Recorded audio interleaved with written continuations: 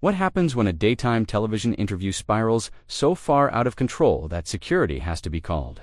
What happens when America's sweetheart finds herself in the middle of a royal meltdown that leaves everyone speechless? Today, we're diving into the explosive confrontation between Prince Harry and Kelly Clarkson that had the entire studio, audience gasping and producers scrambling behind the scenes. This is the untold story of how a simple promotional interview turned into television chaos. Make sure to subscribe and let me know in the comments what you think really triggered this entire situation. The Kelly Clarkson Show was supposed to be a safe space. Known for her warm interviews and genuine connection with guests, Kelly had built a reputation as one of the most trusted hosts in daytime television. Her ability to make even the most guarded celebrities open up had made her show a go-to destination for major promotional tours. So when Prince Harry's team reached out to discuss his latest charitable initiative, everyone expected another heartwarming conversation about his work with veterans and mental health advocacy. The morning of the taping, everything seemed normal. Prince Harry arrived at the studio with his usual security detail, greeting staff members with his characteristic charm. Kelly, fresh from her morning prep session, was excited about the interview. She had prepared thoughtful questions about his foundation work and his life in California, the kind of softball material that typically made for engaging television without crossing any uncomfortable lines. "I'm really looking forward to this," Kelly told her producer as they did final sound checks. "He's always been so genuine in his interviews. I think our audience will really connect with what he's doing now." The interview started exactly as planned. Kelly's opening was warm and welcoming, her signature style putting guests at ease within moments. "We're here with Prince Harry, and I have to say, every time I see you, you just seem more and more comfortable in your own skin. How are you feeling about everything you're building here in America?" Prince Harry settled into his chair, appearing relaxed and ready to promote his latest project. "Thank you for having me, Kelly. It's been an incredible journey, and I'm really excited to talk about the work we're doing with veterans." The response has been overwhelming. "That's what I love to hear," Kelly responded, her genuine enthusiasm evident. "Tell us about this new initiative. I know it's close to your heart." For the first 10 minutes, everything proceeded smoothly. Prince Harry spoke passionately about his work, sharing personal stories about veterans he'd met and the impact their programs were having. Kelly asked follow-up questions that showed she'd done her homework, creating the kind of meaningful dialogue that made great television. But then Kelly decided to ask about something that had been making headlines. "I have to ask, and I hope you don't mind, but there's been a lot of speculation about your relationship with your family back in England.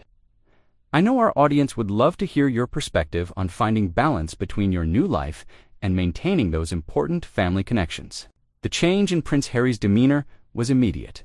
His relaxed posture shifted, and something flickered across his expression that the cameras caught perfectly. "Kelly, I thought we were here to talk about the important work we're doing for veterans, not to rehash tabloid gossip." Kelly, still maintaining her professional composure, tried to navigate back to safer ground. "Of course, and the work you're doing is incredible. I just thought, since you've been so open about your journey, that maybe you'd want to share how you balance everything. Our viewers really admire your authenticity." "My authenticity?" Prince Harry's voice carried an edge that hadn't been there moments before. "Is that what we're calling it now? Look, I appreciate what you're trying to do here, but I came on this show to talk about veterans, not to feed the media machine that's been destroying my family for decades." The studio audience, who had been warmly receptive just minutes earlier, fell silent. Kelly's producer, watching from the control room, felt his stomach drop. This wasn't the direction anyone had expected the interview to take. Kelly, drawing on years of experience handling difficult moments, tried to diffuse the situation. "Harry, I completely understand, and I respect that. Why don't we get back to talking about the Veterans Program? I know you have some amazing stories to share, but Prince Harry wasn't ready to let it go. Do you, though? Do you really understand? Because from where I'm sitting, it feels like every interview, every conversation, every attempt to do something positive gets twisted into questions about family drama and palace intrigue. I'm trying to build something meaningful here, and all anyone wants to talk about is the past." The tension in the studio was palpable. Kelly's usual warm demeanor remained, but those who knew her well could see the slight tightness around her eyes. The way her hands gripped her note cards, just a little too firmly. She had navigated thousands of interviews, but this was uncharted territory. "I hear you," Kelly said carefully, "and I want to be respectful of your boundaries. But I also think our audience connects with your story because it's about growth and moving forward. That's actually really inspiring." Prince Harry leaned forward, his voice dropping to a more intense level. "Inspiring, Kelly. Let me tell you what's inspiring. What's inspiring is the veteran who came to our center last week, who hadn't spoken to anyone about his PTSD for 3 years. What's inspiring is the single mother who's been struggling to reintegrate after her deployment and finally found a support system. That's what I want to talk about. That's what matters. And that's exactly what we should be talking about," Kelly agreed, trying to steer the conversation back on track. "Tell us about that veteran. What was that moment like for you?" But something had shifted fundamentally in the dynamic. Prince Harry's frustration seemed to be building rather than subsiding. "You know what, Kelly? I think there's something we need to address here. This whole industry, this whole system of celebrity interviews and promotional tours, it's all designed to extract something from people. You want the personal story, the family drama, the behind-the-scenes details. But what if I don't want to give that to you?" Kelly's professional mask slipped just slightly. "Harry, I think you might be misunderstanding what we're trying to do here. This is about celebrating your work and sharing your message with people who want to support it." "Is it, though?" Prince Harry's voice was rising now, and the studio audience was shifting uncomfortably in their seats.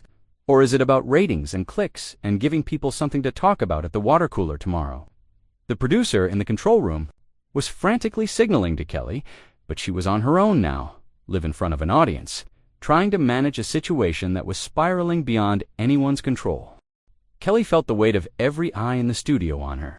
Years of live television had taught her to think quickly, but this was different. This wasn't a technical malfunction or a forgotten line.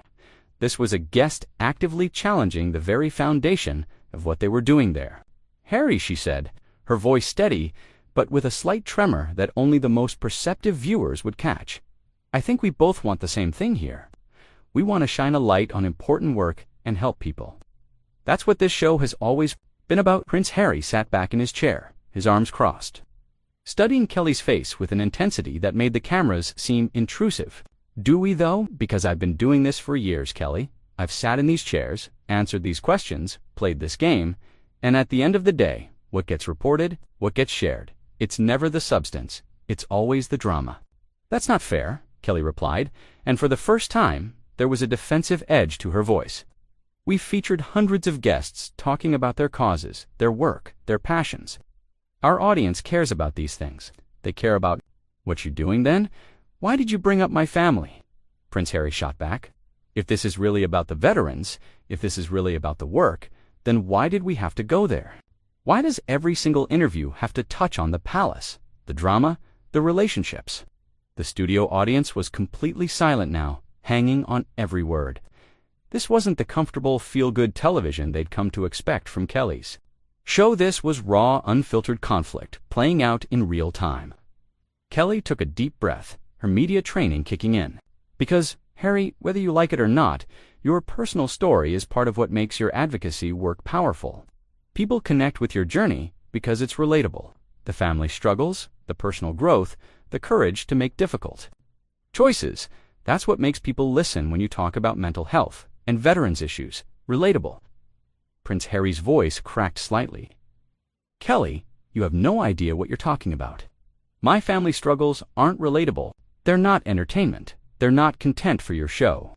They're real people, real relationships, real pain that gets dissected and analyzed and commodified every single day." The producer in the control room was making frantic hand signals, but Kelly couldn't look away from her guest. Something was happening here that went beyond a difficult interview. This felt personal, raw, like years of frustration were finally finding their outlet. "I understand that," Kelly said, her voice softer now. "I really do. But Harry, you've chosen to be public about these things. You've written about them, talked about them in other interviews. I'm not asking you to reveal secrets or betray confidences. I'm asking you to share your perspective on something you've already made public." Prince Harry stood up abruptly, his microphone wire pulling taut. "That's exactly the problem, Kelly. Just because I've shared something doesn't mean it's open season. Just because I've talked about my struggles doesn't mean every interview should be therapy session for public consumption. Sit down, Harry, Kelly said firmly, her authority as a host finally asserting itself. We're in the middle of a live show. We can work this out, can we? Prince Harry remained standing, his voice getting louder. Because I'm getting really tired of being told what I should be comfortable discussing. I'm tired of being managed and handled and having my boundaries ignored because it makes for good television. The audience was visibly uncomfortable now. Some people looking around nervously, others pulling out their phones to record what was clearly becoming a viral moment. Kelly's warm, welcoming studio had transformed into something else entirely. Harry, please, Kelly said, standing up herself now. Let's take a breath here. We both care about important causes. We both want to help people. Let's find a way to do that together. Together. Prince Harry laughed, but there was no humor in it. Kelly, do you know how many times I've heard that word? Let's work together. Let's find common ground. Let's make this work for everyone. But it's never really together, is it? It's always on someone else's terms. That's not true, Kelly protested, her own frustration finally showing. I've been nothing but respectful to you. I've given you a platform to talk about your work. I've asked thoughtful questions. I've tried to create a space where you could share your message. Your space, Prince Harry emphasized. Your show, your rules, your agenda. And when I try to set a boundary, when I try to say, this is what I'm comfortable discussing, suddenly I'm being difficult. Suddenly I'm the problem. Kelly's producer was now standing in the wings, clearly debating whether to call for a commercial break, but Kelly, perhaps sensing that this moment was bigger than her show, pressed on. You know what, Harry? Maybe you are being difficult. Maybe you're so used to having everything your way that you can't handle a simple interview question. Maybe the problem isn't the media. Maybe it's you. The words hung in the air like a physical presence. The studio audience gasped collectively. Kelly's eyes widened slightly, as if she couldn't quite believe what she'd just said, but she didn't. Take it back? Prince Harry stared at her for a long moment, his face cycling through several emotions. When he finally spoke, his voice was dangerously quiet. Excuse me, I said maybe you're the problem, Kelly repeated, her voice stronger now. Maybe you're so busy being the victim of the media machine that you can't see when someone is actually trying to help you. Maybe you're so focused on protecting yourself that you've forgotten how to have a genuine conversation. A genuine conversation. Prince Harry's voice was rising again. Kelly, you want genuine? Here's genuine. I came on this show as a favor to your producers. I rearranged my schedule. I prepared talking points about veteran suicide rates and PTSD treatment programs. I was ready to have a meaningful discussion about issues that actually matter. But instead, I get ambushed with family drama questions and then lectured about being difficult when I try to redirect the conversation. Kelly stepped closer to him, her own anger now fully visible. Nobody ambushed you, Harry. I asked one question about balance. One question about how you manage your new life with your family relationships. That's not an ambush. That's a normal, human conversation. Normal. Prince Harry's voice cracked. Kelly, nothing about my life is normal. Nothing about my family is normal.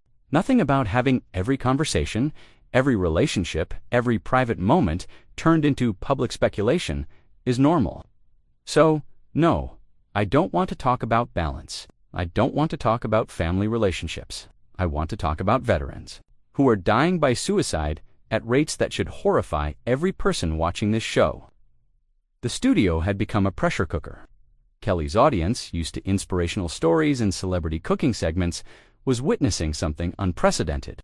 The tension was so thick, it felt like the air itself was vibrating. Fine, Kelly said, her voice tight with controlled anger. Let's talk about veterans. But don't you dare stand there and lecture me about what matters when you can't even handle a simple question about your own life.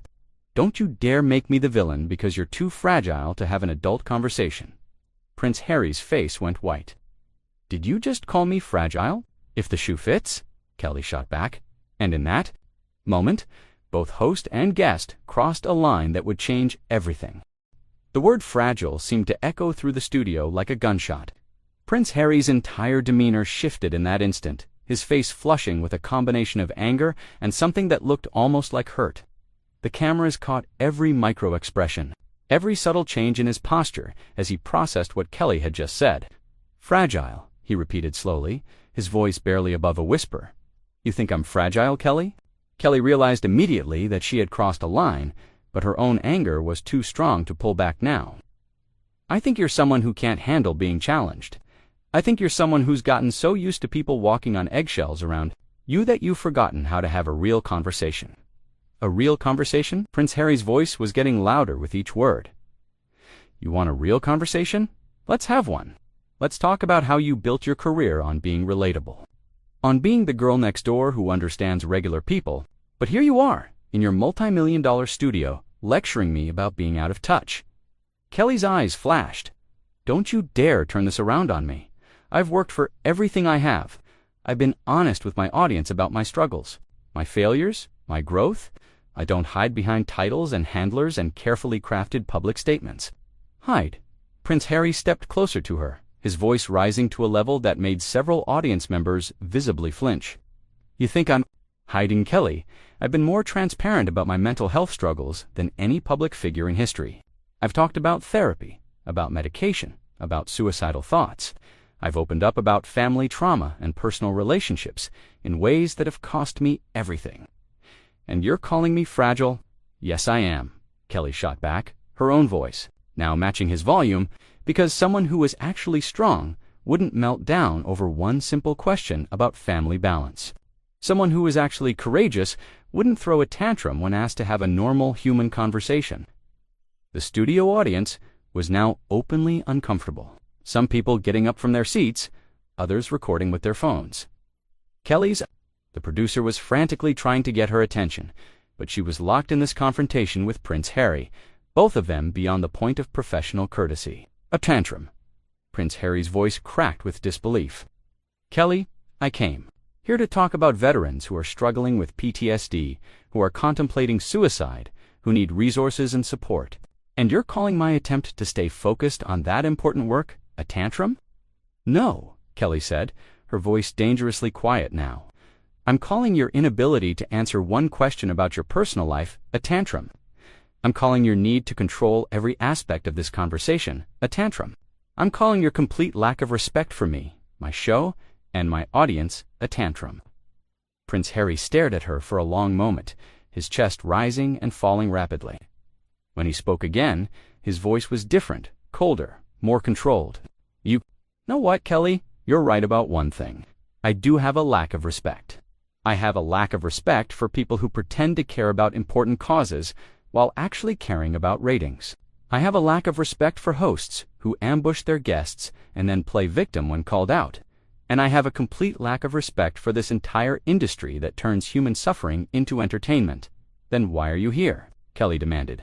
"Why did you come on my show if you have so little respect for what we do? Why did you agree to this interview if you think it's all so meaningless?" "Because I was naive enough to think this might be different," Prince Harry replied, his voice heavy with disappointment. "I was stupid enough to believe that maybe, just maybe, there was still a place in media where the message mattered more than the messenger, where the cause mattered more than the controversy." Kelly laughed, but it was a bitter sound. "Oh, that's rich. You're disappointed in me. You're disappointed in my show. Harry, you've spent the last 20 minutes attacking everything I've built, everything I stand for, and now you're disappointed. You came here with an agenda, and when I didn't follow your script perfectly, you decided to blow everything up."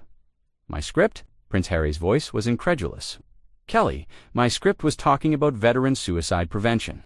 My script was discussing mental health resources. My script was trying to help people who are actually struggling. Your script was family drama and personal revelations." "One question. I asked you one question about balance, and you turned it into World War III. One question about how you manage your relationships while building your new life. And you acted like I was asking for state secrets, because that one question represents everything that's wrong with this industry," Prince Harry said, his voice getting louder again. "It represents the fact that you can't just let the work speak for itself. It represents the fact that every conversation has to be about me, about my personal life, about my relationships. It represents the fact that the veterans I'm trying to help become secondary to the soap opera you want to create." Kelly stepped even closer to him, her face flushed with anger. "You want to know what's wrong with this industry, Harry? It's guests who think they can come on someone else's show and dictate the terms. It's people who think they're too important to be asked normal questions. It's entitled Behavior Disguised as Principled Stands. Entitled." Prince Harry's voice was now loud enough that the audience could hear him clearly without his microphone. "Kelly, I've given up everything. I've walked away from my family, my country, my entire identity to try to build something meaningful. And you're calling me entitled because I don't want to turn my personal relationships into content for your show." "Yes," Kelly said firmly. "I'm calling you entitled because you think you get to decide what questions are appropriate in an interview. I'm calling you entitled because you think your causes are more important than having a genuine conversation with the people who want to support you." Prince Harry ripped off his microphone and threw it on the floor. "You know what, Kelly? I'm done. I'm done with this conversation. I'm done with this show. And I'm done with people like you who think they have the right to pry into every aspect of someone's life for entertainment. People like me." Kelly's voice was dangerously quiet now. "What exactly do you mean by that, Harry?" "I mean people who build careers on other people's pain," Prince Harry said, his voice filled with disgust. "People who pretend to care about important causes while actually caring about ratings and viral moments. People who think they deserve access to every private thought and feeling because they have a television show." Kelly stood there for a moment, visibly shaking with anger. When she spoke, her voice was ice cold. "Get out." "What?" I said, "Get out. Get out of my studio. Get out of my show. Get out of my space." Kelly turned to face the audience and the cameras. "Ladies and gentlemen, this interview is over. Security, please escort our guest out of the building." Prince Harry stared at her. "In disbelief, you're having me removed from the building." "I'm having you removed from my show," Kelly said firmly. "You've been disrespectful, you've been disruptive, and you've been completely inappropriate. This is my studio, my show, and my decision." Two security guards were already moving toward the stage. Prince Harry looked around the studio at the audience members who were now openly recording, at the cameras that had captured every moment of this confrontation, at Kelly, who stood there with her arms crossed, waiting for him to leave. "This is unbelievable," he said, but his voice had lost its earlier fire. "This is absolutely unbelievable." "What's unbelievable is your behavior," Kelly replied. "What's unbelievable is that you thought you could come on my show and treat me like this. What's unbelievable is that you think you're the victim here." As the security guards reached the stage, Prince Harry held up his hands. "Don't touch me. I'll leave on my own." He turned back to Kelly one last time. "You know what? Kelly, you're right. I am disappointed. I'm disappointed in you. I'm disappointed in this industry. And I'm disappointed in myself for thinking it could be different." He walked toward the exit, his security detail quickly flanking him. The studio audience sat in stunned silence, unsure whether to applaud or remain quiet. Kelly stood alone on the stage, her chest rising and falling rapidly, her face a mixture of anger, shock, and something that might have been regret. As Prince Harry reached the exit, he turned back one final time. "For what it's worth, Kelly, the veterans I work with, they're not fragile. They're the strongest people I know. They just needed someone to listen to them without trying to turn their pain into entertainment." And with that, he was gone. Kelly, standing alone in front of her audience, the cameras still rolling. The weight of what had just happened settling over the studio like a heavy blanket, Kelly looked out at her audience, then directly into the camera. "We'll be right back after this break," she said, her voice barely steady. But as the cameras cut away, everyone knew that nothing would ever be quite the same again. So what do you think really caused this entire situation to spiral so completely out of control? Was it Kelly's question about family balance, or was there something deeper going on? Subscribe to the channel and let me know in the comments. What do you think was the real breaking point that turned a simple interview into television chaos?